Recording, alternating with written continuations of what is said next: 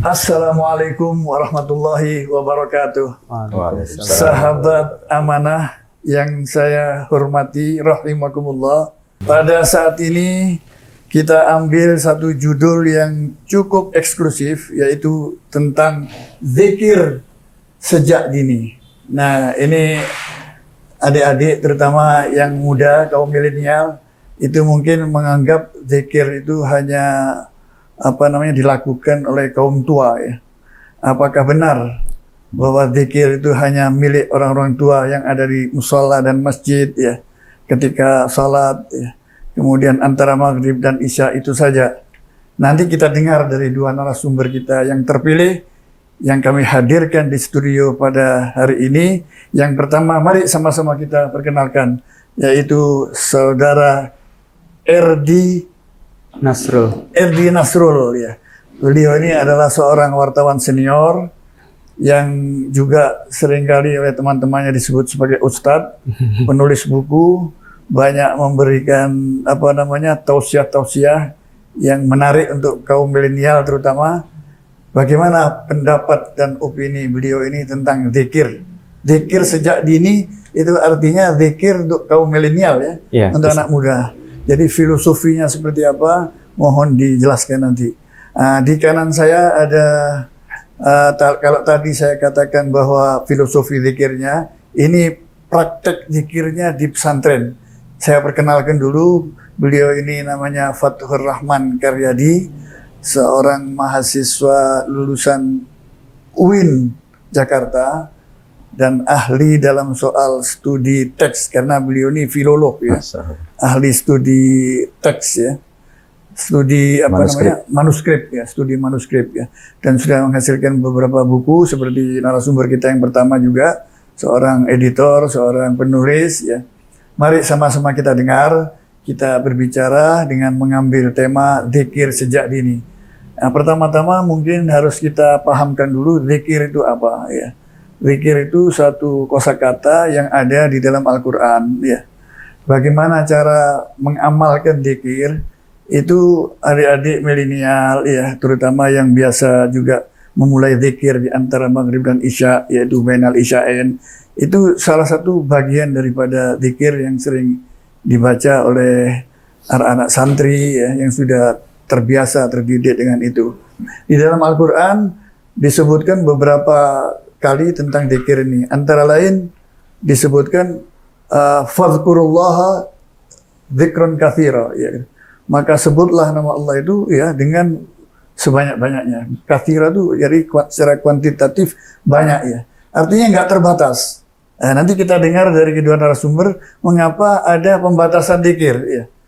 Apakah ini konteksnya dengan pengalaman dan pengamalan daripada para ulama terdahulu, kiai-kiai, yang kemudian diturunkan kepada kita menjadi suatu resep sendiri, ya, pegangan kita sendiri, sehingga kita amalkan, ya.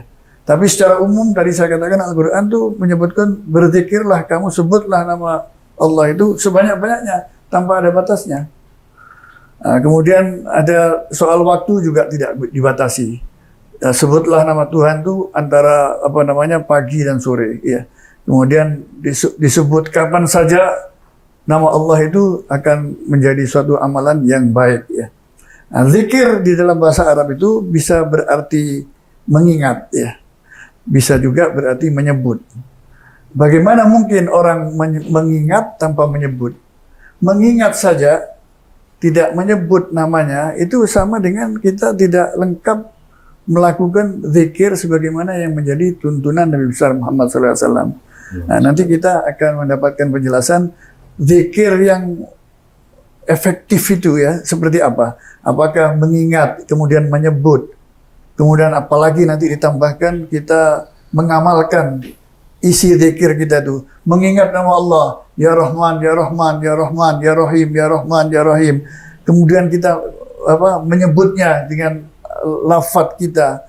Kemudian apalagi kemudian diamalkan, kita menambah rasa kasih sayang, ya. Diingat, disebut, diimplementasikan, kita berkasih sayang kepada sesamanya. Wah, itulah saya kira menurut saya nih, ya, nanti kita dengar zikir yang cukup efektif, ya. Mari kita dengar dari narasumber pertama, apa itu filosofinya zikir itu. Falyatafaddal mashkura. Silakan Ustaz. Siap, Ustaz Irdi Nasrul. Baik. Assalamualaikum warahmatullahi wabarakatuh. Waalaikumsalam. Alhamdulillah, wassalatu wassalamu ala rasulillah, wa ba'du. Terima kasih Prof. Baharun. Suatu kemuliaan bisa berada di majelis ini. Saya dimoderatori, dihosti oleh seorang profesor. Itu luar biasa sekali. And give the sharing. Karena ilmu itu nggak ada batasannya, nggak ada habis-habisnya. Kita bisa, apa yang saya punya, apa yang dipunyai oleh sumber lain, mungkin bisa saling melengkapi kita untuk memberikan sesuatu yang bisa mencerahkan masyarakat. Biwasilatikum, Allah yubarik fina. Amin. Semoga dengan wasilahnya Prof. Baharun ini kita mendapatkan barokah dari Allah Subhanahu wa Ta'ala. Amin. Ikhwan akhwat sekalian, tentang zikir ini saya melihat sehari-hari itu bagaimana banyak sekali di antara kita, tetangga kita, orang-orang dekat kita itu sibuk dengan hal-hal keduniaan. Dari mulai bangun tidur, sudah berangkat kerja, sampai di kantor sudah langsung rapat, kemudian sibuk membuat laporan, mengetik, rapat lagi, dan lain sebagainya. Seakan-akan tidak ada waktu untuk mengingat Allah, tidak ada waktu untuk berzikir. Bahkan yang lebih mengenaskan lagi, sampai tidak ada waktu untuk sholat. Padahal sholat itu adalah suatu kewajiban. Ya, meskipun dalam bentuk dalam firman-Nya lain, aqimis sholat ala dzikri, ya, bahwa sholat itu juga bagian dari zikir. Nah, zikir utama ya. Zikir yang utama nggak bisa ditinggalkan. Itu. Nah, ini kalau orang sudah terus terjebak dalam rutinitas duniawi, maka hati akan menjadi gersang. Ketika hati itu menjadi gersang, apa yang kita dapat terus akan rasanya kurang terus. Bahkan ya, yang lebih parah lagi, seandainya dikasih dunia beserta isinya pun itu rasanya masih kurang. Itu karena orang sudah mengabaikan zikir, sudah lupa dengan zikir, melupakan Allah. Dan ketika melupakan Allah, ya Allah juga nggak ingat sama kita. Nah, disinilah kita pentingnya untuk berzikir. Ya, zikir yang sederhana, tidak harus membaca yang panjang-panjang, sekedar membaca subhanallah, alhamdulillah, la ilaha illallah, wallahu akbar, astagfirullah, ya. Rasulullah saja nih, Rasulullah yang sudah maksum, gitu, sudah terlindung dari dosa. Istilahnya dosa itu kalau mau datang ke Rasulullah itu mental, itu maka disebut maksum. 24 jam di bawah perlindungan Allah itu. 24 jam, Masya Allah. Iya. Jadi sepanjang masih berzikir, ya. Masih berzikir beliau. Dalam hadis ada yang mengatakan Rasulullah itu beristighfar 70 kali, ada juga yang mengatakan 100 kali. Itu setiap hari. Setiap hari Rasulullah itu beristighfar, zikir memohon ampunan Allah. Kalau yang maksum saja berzikir, apalagi kita gitu bro ya, kita tentu harus berzikir lebih banyak lagi. Dan itu perwujudan dari rasa syukur kita kepada Allah. Ya. Betul, itu.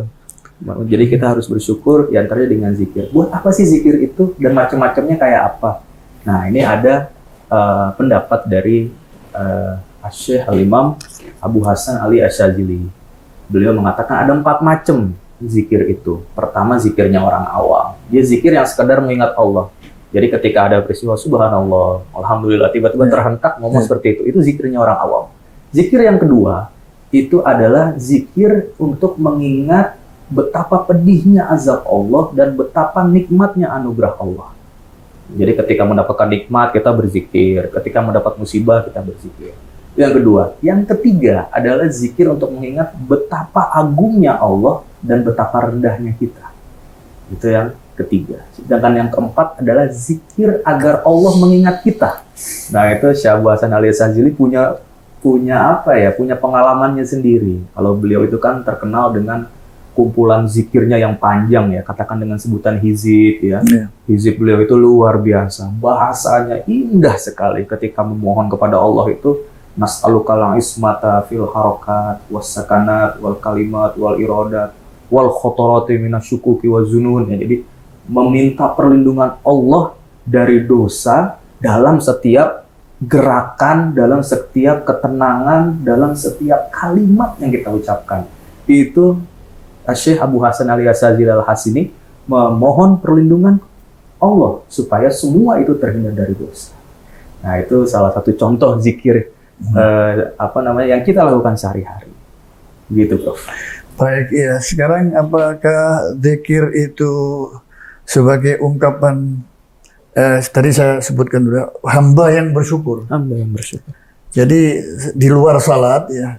Jadi hubungan tadi antum mengatakan bahwa untuk menyambung hubungan dengan Allah itu supaya Allah mengingat kita ya. Kita banyak zikir.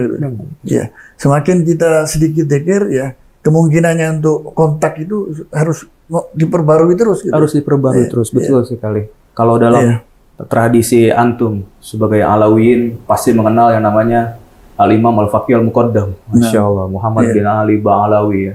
Bayangkan beliau itu berzikir la ilaha illallah itu sampai 100.000 kali dalam sehari. Masya Allah.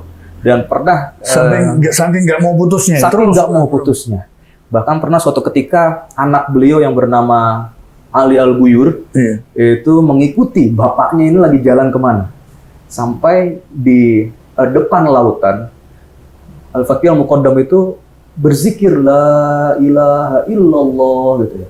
Dan semua makhluk ketika itu, bahkan pasir, lautan, semua itu tiba-tiba mengucapkan, mengikuti, membaca kalimat la ilaha illallah. Begitulah zikirnya Sayyidina Al-Faqih Al-Muqaddam yang luar biasa sekali.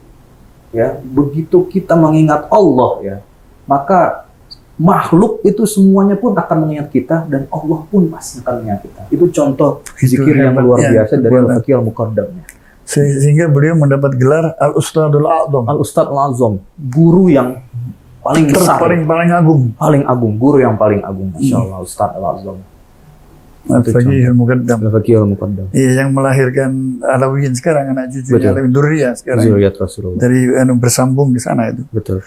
Baik, Ustadz Erdi ya sudah cukup jelas dari yang disampaikan itu. Ya, saya akan beralih kepada narasumber kedua sebagai orang yang cukup lama berada di pesantren ya. Jadi sebagai pernah menikmati cukup lama di pesantren Tebuireng ya. Nah, bagaimana sih di kalangan santri pada saat antum ketika nyantri di Tebuireng itu, zikir itu diamalkan seperti apa? Kalau maghrib itu apa, isya itu apa, subuh itu apa, bacaan-bacaan apa? Mungkin bisa dijelaskan kepada para pemirsa kita ini. Silakan. Ya. Terima kasih, Prof. Baharun. Assalamualaikum warahmatullahi wabarakatuh. Waalaikumsalam warahmatullahi wabarakatuh. Hamdan wa sholatan amma ba'du. Yang kami muliakan dan kami hormati guru kita bersama, Profesor Dr. Habib Muhammad Baharun. Semoga Allah Subhanahu wa taala senantiasa memberikan karunia sehat dan manfaat buat beliau sehingga bisa menyebarkan cahaya keislaman kapanpun dan dimanapun. Amin ya rabbal alamin.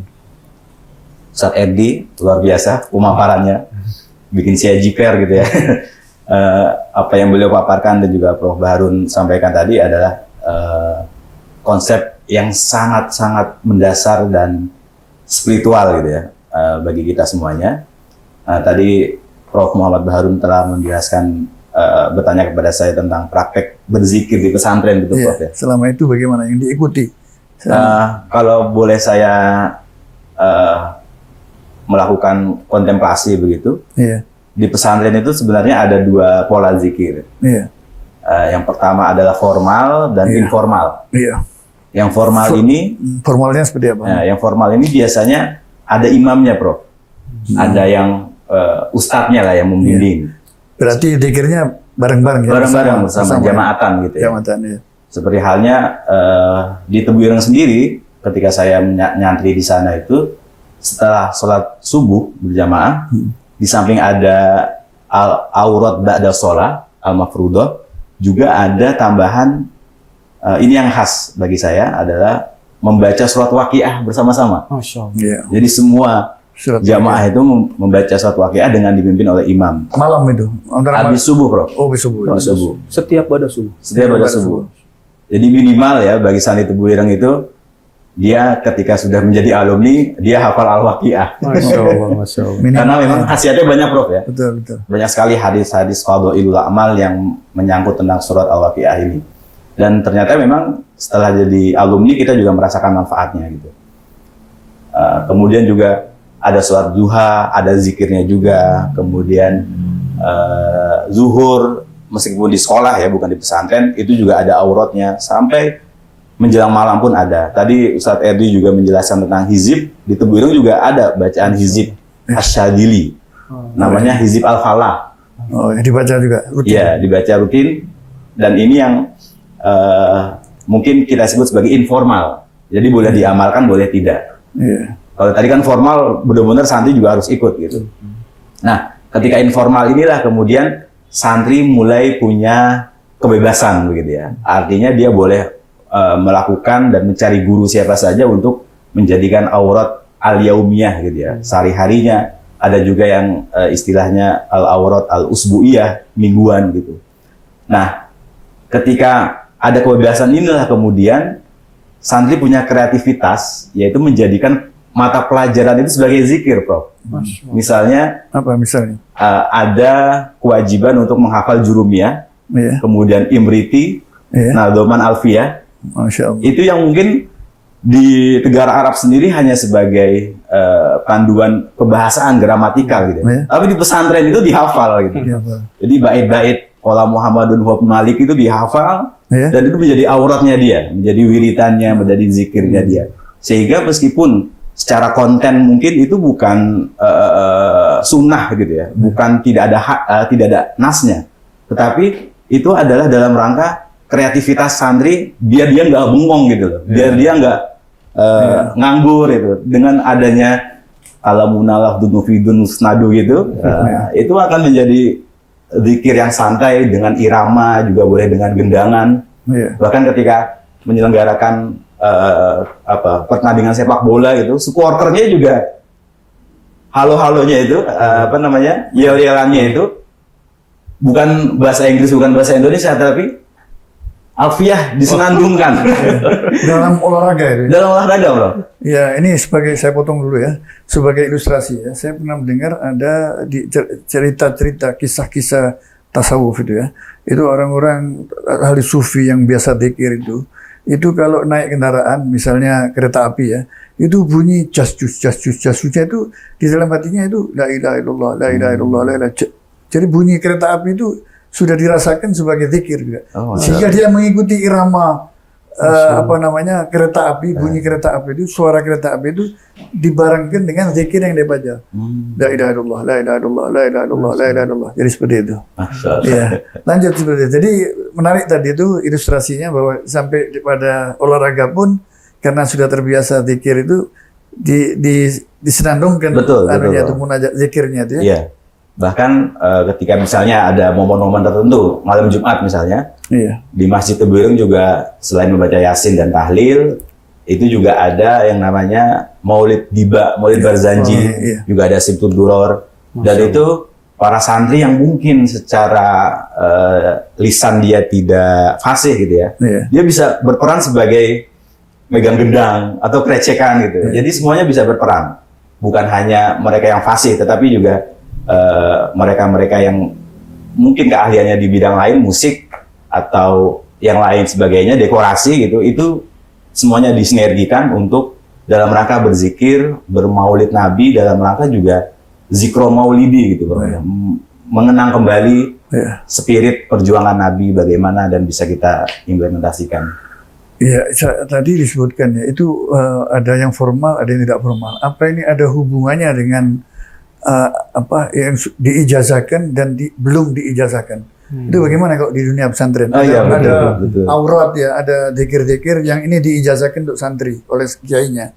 Ada yang belum, mungkin akan diberikan nanti pada saat jadi alumni atau apa. Itu gimana prosesnya ini di pesantren? Iya, menarik, Prof. Menarik. Pemberian ijazah itu. Iya, ada istilahnya itu ijazahan gitu ya. Iya, ijazahan. Nah, kalau pengalaman saya di Tebu Ireng itu, santri-santri yang sudah senior, itu baru diberikan legacy atau ijazah tadi untuk mengamalkan aurat-aurat wirid yang khusus.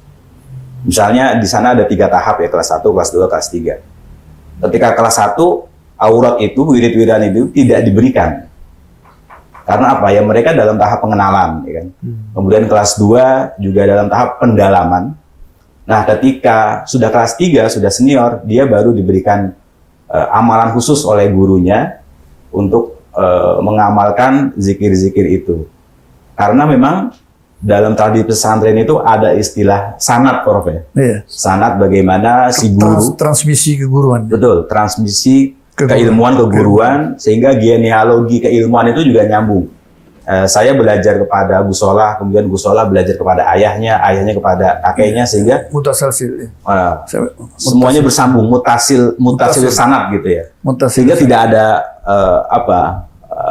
penyimpangan seperti itu, tidak ada distorsi dalam kepesantrenan, bahwa apa yang diamalkan Mbah Hasim pun akhirnya sampai kepada kita melalui Gus Solah yang ketika itu menjadi pengasuh pesantren Tebu Ireng. Begitu juga guru-guru yang lain. Bahkan ada yang menjadi khas itu, Prof. Ketika Ramadan di Tebu Ireng itu ada tradisi yang namanya ngaji Sahih Bukhari Muslim. Bukhari itu 4 jilid, Muslim itu 2 jilid. Nah itu selama Ramadan dikaji, dan ketika hatam itu ada ijazahnya. Jadi ketika kita selesai hadis yang terakhir, kalimatani habibatani ila rahman itu, nah kita dapat ijazahnya. Ini dijelaskan kepada pemirsa. Ya, ijazah itu nanti diartikan kayak berupa lembaran apa. Ini ijazah yang lain kalau dikir itu. Oh iya, betul. Ajaz tuka kata apa kata ya kan. Nanti dengan ucapan itu kan, Iya, dengan iya. ikrar, dengan ucapan kemudian diterima. Dobel tuh. Kan gitu yang terima itu. Nanti di dalam apa pandangan masyarakat jadi kira ijazah itu seperti ijazahnya SD. Coba dijelaskan itu seperti apa? Ya, ijazah kalau pengalaman kami pun di pesantren ada 2 model ya. Ada ijazah yang berdasarkan simaan, Iya. artinya pendengaran saja, bahwa guru mendapatkan ilmu ini dari gurunya lagi, kemudian gurunya lagi secara lisan. Kemudian ada kalanya ijazah kitabatan, tulisan. Tetapi tulisannya bukan seperti yang sekarang ada fotonya, kemudian ada stempelnya, tanda tangan, bukan. Tapi hanya urutan bagaimana guru memberikan ajaran ini, kemudian dari gurunya sampai pengarang kitab Sahih Bukhari Muslim itu semuanya tercantum, sanadnya, dan akhirnya ketika kita sudah mendapatkan ijazah ini, mau simaan maupun kitabatan, itu kita diizinkan oleh guru untuk membuka pengajian. Ketika di kampung menjadi alumni, kita bisa dan diperbolehkan, diperkenankan untuk membuka pengajian sebagaimana guru kita telah mengajarkan dulu. Ya meskipun mungkin dalam tahap pertama itu percobaan gitu ya, tidak plek persis dengan guru, tapi dengan sendirinya kita akan berinovasi seperti itu dan mengoreksi diri sendiri. Tapi ya sekarang saya beralih ke Ustadz Erdi Nasrul ya. Judul kita ini zikir sejak dini ya. Artinya sejak masa kanak-kanak harus dilatih untuk berzikir. Sehingga kalau sudah tua sudah terbiasa dengan zikir itu. Dan ini pendidikan yang sangat bagus sekali. Nah sekarang narasumber Ustadz Erdi sendiri punya anak, punya adik. Bagaimana cara mengedukasi mereka itu supaya gemar berzikir, ya, zikir yang benar itu seperti ini dan seterusnya. Gimana? Silakan. Siap. Jadi kalau kita dengar cerita dari sesepuh kita ya, jadi kalau ada yang baru punya anak, biasanya anaknya digendong, nanti ibunya atau neneknya itu menggendong anak tersebut sambil berzikir, baca sholawat, diperdengarkan. Iya, jadi misalkan sholawat nariyah ya, Allahumma sholli sholatan kamilah, salim salaman taman ala sayyidina Muhammadil ladzi tanhallu bihi wa tanfariju qurab wa tubdul hawaij wa tunhalu bi rabai wa fatim istasqal ma wajil karim wa sawbi fi kulli lamhatin wa nafasin bi adadin kulli ma'lum laki, dan selawat lainnya juga sambil baca subhanallah walhamdulillah wala ilaha illallah wallahu akbar, misalkan seperti itu Dengan senandung ya sambil menidurkan anak. Betul. Bayi dia. Sejak kecil, sejak masih bayi, zikir sudah diperkenalkan. Ditambah lagi dengan qudwah hasanah dari orang tuanya. Jadi orang tuanya juga harus rajin berzikir. Setelah sholat, luangkan waktu berzikir. Atau kalau memang tidak bisa setiap setelah sholat, paling tidak dalam satu hari ada satu waktu yang memang dikhususkan untuk berzikir. Misalkan seperti itu. Dan anak akan melihat, anak ketika melihat, dia akan merekam, kemudian kelak nanti ketika dewasa, anak itu akan meniru perbuatan kita. ya, maka kita akan digugu dan ditiru sama anak nanti. Kira-kira gitu, Prof. Iya, itu Tips. untuk anak kita ya. Kalau untuk keluarga secara keseluruhan, apakah kita pernah mendorong mereka itu zikir bareng-bareng gitu? Masya Allah. Bainal isya'in apa misalnya bagaimana? Iya, Prof. Yang Jadi sudah diamalkan gitu. misalkan setelah sholat jamaah, Iya. khususnya setelah sholat jamaah maghrib dan isya, itu biasanya kita luangkan waktu berzikir, misalkan kayak gitu. Kalau pengalaman para guru-guru ya, ada yang setiap malam Jumat itu membaca Maulid Simtud Duror. Iya. Misalkan Habib Zain bin Umar bin Sumaid ya, yang pernah menjabat ketua umum Robitoh Alawiyah 2 periode, itu selalu bilang kalau malam Jumat jangan datang ke rumah saya karena saya pasti lagi baca Maulid Simtud Duror, katanya gitu. Mungkin dari keluarga antum juga, ayah antum punya tradisi sendiri. Iya, Prof. terutama bainal isya'in antara maghrib dan isya itu kita bareng-bareng baca ratib haddad, Masya Allah. ratib atas, apa itu kita nggak lupa membaca itu ya.